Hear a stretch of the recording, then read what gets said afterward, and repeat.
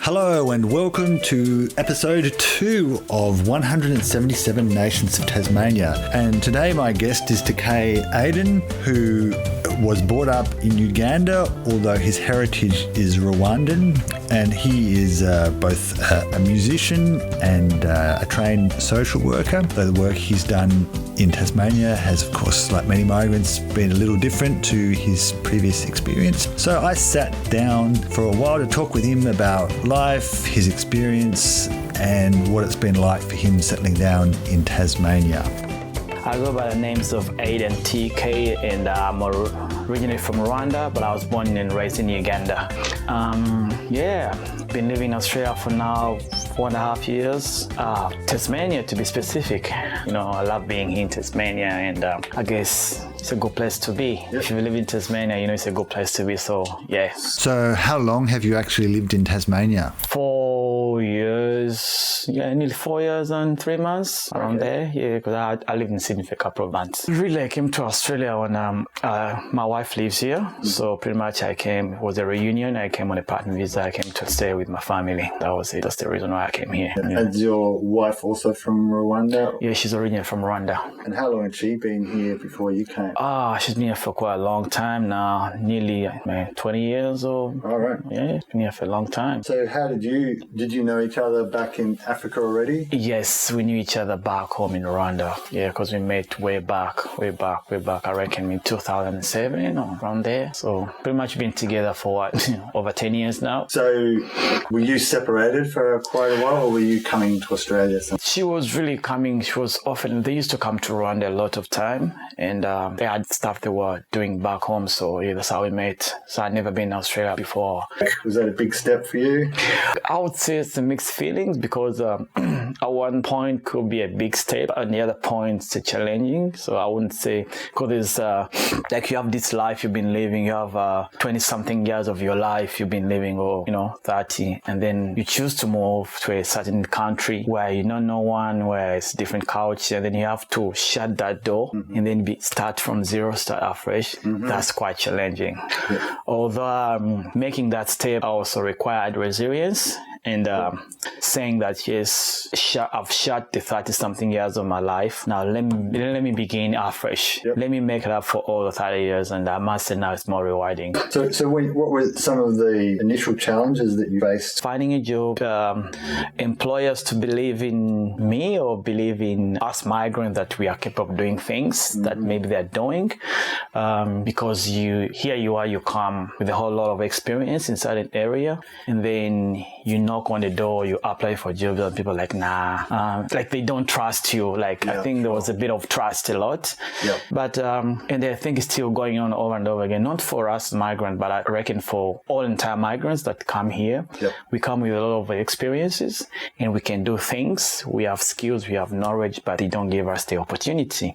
Yep. They want you to start from a certain lower place, work yourself up. Yep.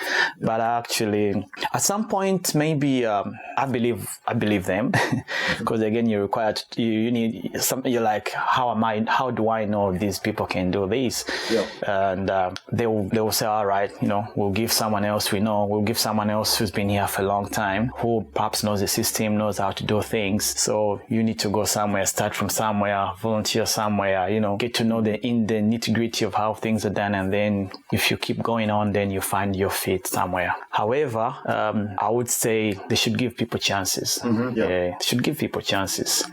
There are some, I'll say there's some institutions which wouldn't mind, and I must comment that when I arrived in Tasmania, 3 months, I jumped online and applied for an IWF holdings, and they just gave me a job for it was more like a fixed contract, 3 months. It was administrator, so more like it was more administrator trying to reconcile, we had data that things we're trying to reconcile for people's valuations and stuff. Okay. Yeah.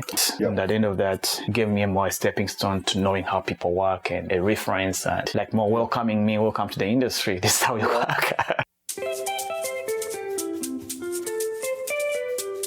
Right now, I work in disability. I'm a support worker in disability, but I'm also a student at university doing a degree in applied health and community care. Okay. For which my aspiration is, of course, to go back to where I started from. To go back to social work, to go back in case management and case work. That's why I decided to take off that course. And then with disability, to me, it's more like a gate, an eye-opener, a foundation. Because again, while I'm going there, I'll still be in the same industry anyway. So you're kind of going sideways. Yeah, so find the right path. You gotta start from somewhere, and that from there you'll find your feet, because they're all connected and they're linked. So, but you need to be ready for that. Yeah, it's often a matter of getting your foot in the door, isn't it? Oh yeah. You just have to keep going. The good thing is that you don't limit yourself. Just keep going. If someone shuts the door, open. Try and knock on another door, and that's how it worked out for me. And what advice would you maybe give from your own experience to other new migrants who maybe coming to Tasmania? I was telling some of my my friends back then that, you know what, even here, that while back home we are limited to opportunities, here you have a lot to choose from. It's how you choose, it's what you want. If you feel like you did accounting and you have a master's in accounting, you feel like that's what you want to do, you're not going to find that job straight away in Hobart. You end up sitting for 1 year, 2 years, and you're not finding that job. Yet you can use that time to try and tap in something new. There's a lot of work. There's a lot of work in community work. There's a lot of work, especially in community. That's what I understand. So community is very large. It has so much going on there. So it's a matter of saying, okay, I think I can tap into this. What are the requirements? What do I need to do? And then you go and do that, and then you start something new while you're waiting for that career that you want to do. You know, don't give up on yourself. Have a positive mind. Try something new, because you never know what you may have been tied into the office for the past 10 years, and you think that's one thing you want to do, but actually something else you can do that you have not tried out. So you give that a shot. That's all I can say. That sounds like good advice. That's all I can say. Like I said, community and health is a very big industry. There's a lot of work you can do there. You just need to know how to do it, what are the requirements you need to do it, and you go for that. Then when you get the first steps, and then the next step is to start looking for work. You may not get it today, but you have to be assured that you're gonna get it. That's good. So what experience did you sort of bring to Australia? What did you coming? Actually, I'm a social worker. Okay. Yeah, I did social work for quite a long time. That was from when I graduated from university in 2006. 2007, 2008, I started working with an NGO, with an American NGO. I worked there for 3 years, and then the project ended. And then had 1 year of gap where, of course, you're looking for a job, trying to figure out, because here you come from an English or British background school country, which is Uganda, and then you move to Rwanda, which was more of a French. And the education, the systems were different. People were not familiar of backgrounds like people like social sciences or sociologies. They knew they were there, but all they thought about what the system had taught them prior was law. You need to be a lawyer, or you need to be in management and things like that. So here you start with an NGO, you work 3 years on down the road, and then you have that experience, and then the NGO closes, and then you need to start looking for another job, and people are like, I wish you had management. I wish those are the areas. But then you're like, I can do more administration. I can do administration work. But again, like I said, you keep trying here and there and here and there, here and there. And then I got on to Save the Children. That's an NGO back home that was working with refugee camps, and then started working. Right.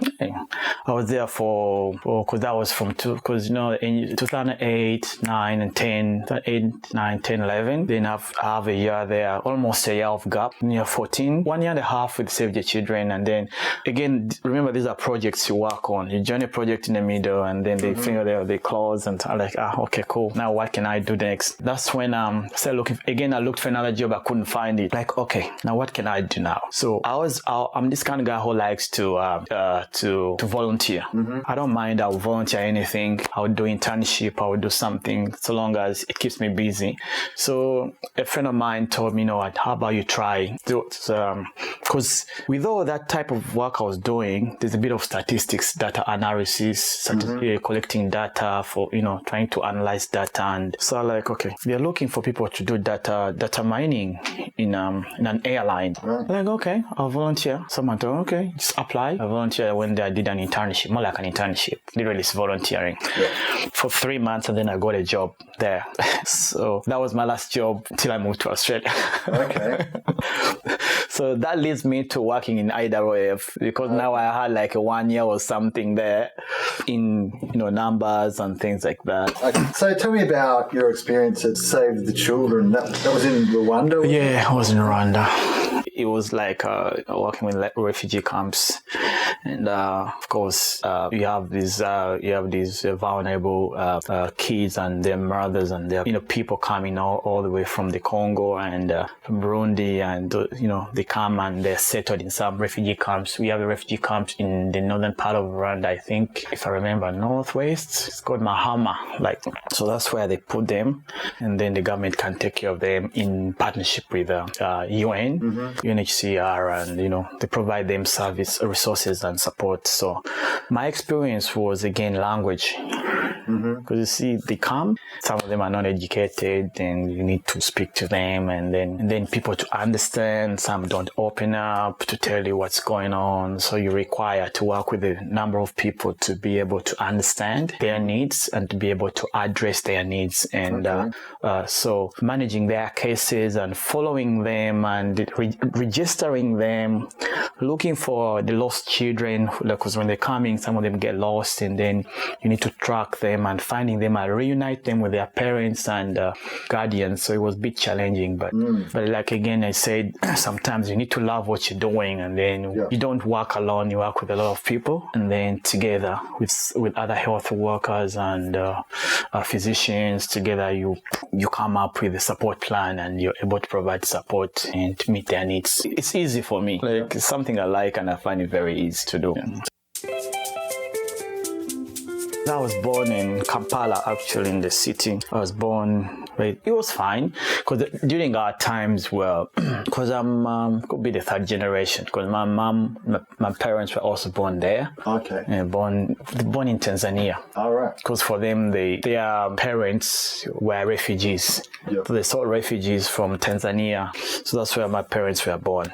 And then they left and moved to Uganda. Okay. And they settled in Uganda, in refugee camps in Uganda. So in their childhood, a youthful age, because they studied in Uganda, actually, because my mom, while my dad studied in Tanzania and part of Nairobi and part of Tanzania and part of Uganda, and then went ahead to study in another place. My mom studied predominantly in Uganda, because in her childhood, in her youthful age, they moved to Uganda. That's why even actually before that, they were in Tanzania. And then when my grandparents moved to the camp, I would say the late 70s, in the early 70s, they moved to Tanzania, in Uganda, in the camp. That's where they started studying, and then they went on to study like that in Uganda. And then we were born. So in their youthful age, they moved to Kampala, but my grandparents stayed in the camps, but their children moved and settled in the city and, made a living and stuff like that. So that's where we were born. We were born in the city. It was good, amazing. We were very few Rwandans by then, and perhaps maybe some I didn't know them. But I was raised with Ugandans a lot, and I got to know I was Rwandan, I think, after the 94 genocide. I think that's when I knew, I think I might be Rwandan, because that's when my parents, before 94, we did, I thought I was Ugandan. No. It was good. It was amazing. Ugandans are lovely people. It's a very big country that has welcomed so many refugees, welcomed so many nationalities. So it was good during our time. Now I don't know, but during our time it was very good in schools and everywhere. It's only the western part of Uganda that shares more similarities with Rwandans in the languages we speak, with the way we look. We are really. It's very hard to identify unless you get to speak to one of them. Because Uganda they speak Swahili. Swahili is that language never picked up a lot in Uganda because it has a bad history with Uganda. So Ugandans decided to refuse to speak their language, but it was there in the subjects, and those that were keen to speak learned it. But Swahili is more Tanzanian. That's their national language. Kenya too, and other countries of Burundi adapted Kiswahili, and of course Congo as usual, and Rwandans. So Swahili is just across that East African bloc. I think because I went to different schools, I went to the western part of West country. I went more into traditional schools, and we are, like I said, like Kampala had more different tribes, different nationalities. So it was very hard. We used to study with South Sudanese, used to study with Rwandans and Burundians, and but predominantly those that were more visible a lot were South Sudanese, and some of us could just get lost in Ugandans, but definitely if you take a close look, few of us were Rwandans. It was fine. It was, all I can say, schools are just schools. Really, it's just having fun, and no one really has to stand up, speak their language, good, perform, and that's it. So were they kind of a bit of schooling in English or multiple languages? English from nursery, English, and of course we were also in schools. We were also punished by not speaking English. Oh, really? Because the schools, the fact that you have different tribes in school, so we were obliged to use English as a media language of communication. If you're found using a vernacular or any other language, you're punished for that. Okay, what sort of punishment? Oh, lots of punishment. Beaten, you're beaten. So we're always so they had a method of identifying people who used to speak vernacular. So what they used to do was at the start of every day in the morning, the head prefect will create more like a card, small card like this, will give it to you. The head teacher give it to you, and you keep it in your pocket. So if you had someone randomly speaking any word other than English, he gives it to you. So it will run through your hands till the end of the day. And then in the evening, around 3 or 4 p.m., there was this general assembly. And then the guys, they can have my cards. So if you have the card, they will ask who gave it to you, who gave it to you, until which is the source. And then those that had the card, they punished. Yeah, right. Army. Exactly. So that's why you find most Ugandans speak English. They may not have, as long as they can express themselves in English. And when I was young, I was a very stubborn young man. So I wouldn't say I had dreams. I wouldn't say I had ambitions. I was just tapping into anything that was coming my way. I wouldn't lie like those people would say, oh, when I grow up, I want to be like this. No, I didn't have that. I was just going with whatever comes my way. But however, in primary school, I adopted MDD, music, dance, and drama. Yes, I was more into singing, acting, dancing, primary school. That's what they do have, as well as some of the extracurricular activities. I went on over and over again, played soccer too. And then in secondary, I became a Christian, became a born-again Christian. I joined the church, started singing in church. I started being a Christian, but with more performing and singing, part of the ministry that I was doing with the youth ministry that I was part of. And that went on for almost 6 to 7 years until I graduated from university. So I was singing in church, acting and singing and serving. Started way back, I would say, if I say from primary, but then you join the church where that's where everything is. You can access everything. You can speak to people who are more. They can teach you how to sing. They can teach you how to write music. You can sing all sorts of music. It was fun. And then I developed a love. I used to play drums too because I was in church, but now I don't think I can anymore. It's been a long time ago. But yes, it went on over and over again. I remember my first group that was in was called the Witnesses of God's Salvation, derived from Act 1:3. So we had the music. We were 5 of us in singing and rapping and dancing and stuff like that. Aside from the ministry, we're doing our thing on the side. It went on for a long time until I graduated from university, and then I started other ambitions, working, hustling. Now no more of that. So now I needed money, so I started working, and then when I moved to to Rwanda around 2008. I was like, okay, I think now I started listening to music for people up singing, other singers, and, like, I think I can do better than these people.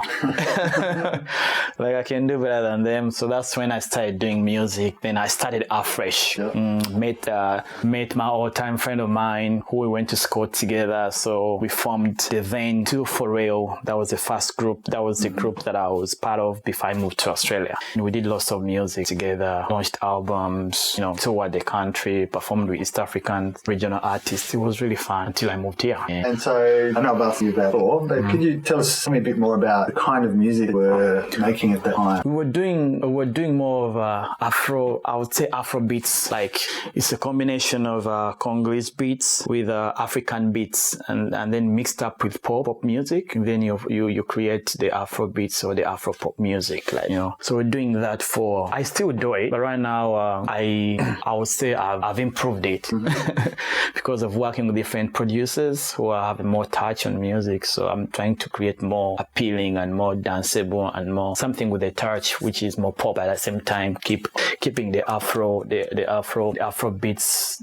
keeping the African touch in the song. So the music you were doing, was that African influence as well, or was it more traditional? We're doing no, it wasn't African influence. We're just doing more of gospel music, like Western music, because we were not actually during that time. I didn't know anything about Afrobeat. This Afrobeat thing just came up, I think, 10 years ago, even 10 or years ago in Africa. Okay. It was there, but it was not popular. Okay. But until the Nigerians are the ones who really made it very popular, and because the Congolese used to do their own rumba and their Lingala rumba kind of music, but the Afrobeat thing just took over the weather thing. We have 10 years ago, I reckon. The Afrobeat, Afropop, but it's been there. But during our time, we're not doing that. Yeah. They used to make us beats, those, R&B and hip hop beats, and then perform on those. Right.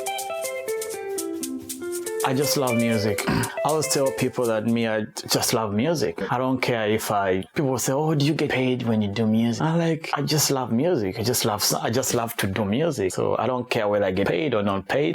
The same way you love to go and play football, the same way you love and do the things you love. I love music. And the feeling that I get when I write a song, produce a song, and it's out and people love it, that motivates me to even make more music. So that's why I'm doing music. And here it's because people do different. I've seen people here Africans have been here for a long time. Yeah. They're doing more of Australian music and rap music, and which is good. They're doing more of, but me, I can't do that type of music. I have my own type of music that I feel that I want to do, and that's what I do. Yeah. So, but my own challenge is to make sure I create something good that even someone on the other side is gonna love.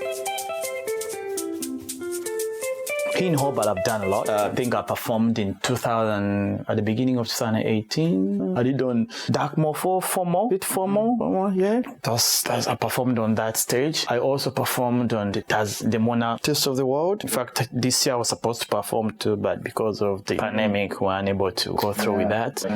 I've done a couple of tea room performances at the Parliament. I've also done the Harmon Week. I've done the Harmon Week through Tasmania Housing Choice, Hobart City Council, and stuff like that. If I have a song and it has a hook that's catchy and they're going to sing along, that's what I like, Yeah. So that really motivates me. Yeah. It's not only Africans, just a mixture of Tasmanians. Yeah. And have you found living in Tasmania, do you feel comfortable or accepted here? Yeah, I love Tasmania. I just feel comfortable. At least in my circles, I feel comfortable. I wouldn't say I feel accepted by the whole entire state of Tasmania, but at least I've not experienced anything that may make me feel not accepted. Yeah, that's the word I can use. I reckon it's about doing the right thing at the right time and the right place. Mm-hmm. I think that's what I always tell you: do the right thing at the right time and at the right place. Yeah. So if you find yourself doing something at the wrong place, you end up not being accepted, then that's part of you. It's everywhere.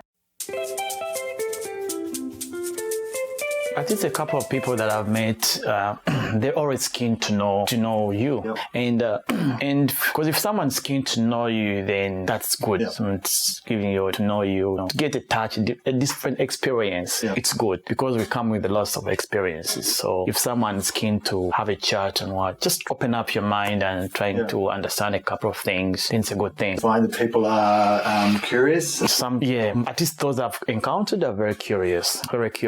And do you know many other Rwandans? No, it's just me and my family. No. At least I've been told those that were here moved to mainland, but either way here we are not so many. The ones I know, they're just my family, 2 families. That's the ones I know. Me personally, like I said, I was born and raised in a very crowded place. That's Kampala. Very busy. Yeah. Very busy. If you've been to Africa and countries like Kenya, Nairobi, all those kinds are very busy. There is no way I'm gonna come here and then I go live in another busy place. That's the reason why I decided to just settle in a more quiet. And again, I hate driving long distances, especially for work and home and stuff like that. Because like I said, I visit Sydney.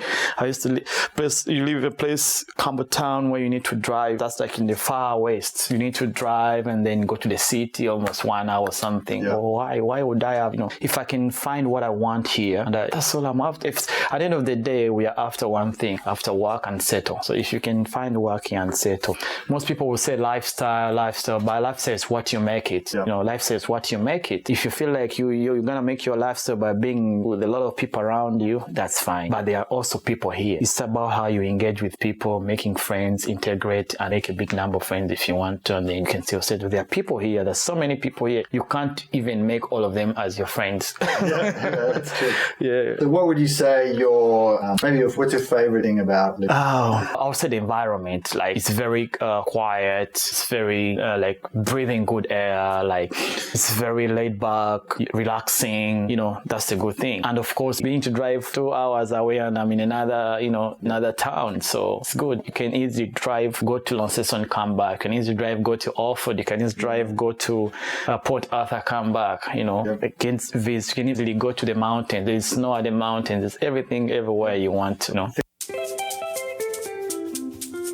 There's some places you wouldn't feel comfortable going to. I think the safety of some places that we feel like if I go here, I wouldn't feel the warmth of being welcomed in such areas. Like you're not free to go in some areas. Like you're free to drive there, yes, but you're not safe. These northern suburbs of ours around this area, they're more vibrant. Like at least someone, good day mate, how you doing? You can have a chat one-on-one. But then you go in some places and because I've been in those places anyway, that's why I'm saying that. But again, I remember I worked in rugby on a rugby primary school. After school care provided there, and the first time I was there the people are just staring at you, looking at you. But the good thing is that the more they keep looking at you, like after they get used to who you are, they have nothing to say. But again, that doesn't mean you're safe. I think that's something I don't like. Here you are, you're in a small community, but then you have this other type of people who are trying to make the whole thing stop. Had a chance to drive through some of those areas, and it's also is this part of Hobart, or they are neglected towns, they're neglected suburbs. Like you compare and contrast, and like what's going on? Aren't resources reaching this area? Why is this area like this? You ask so many questions, but again, it's not in my position to answer. I guess I would say inequalities and uneven distribution of resources amongst some groups of people in Hobart. So what's something that you miss about Rwanda or Uganda? I miss the food. I miss the food. I miss, of course, the people there. I miss being able to speak my language 24/7. I miss being able to go back in my languages and just speak that from morning to evening. So here it's about English 24/7, and before you know it, you're just speaking English.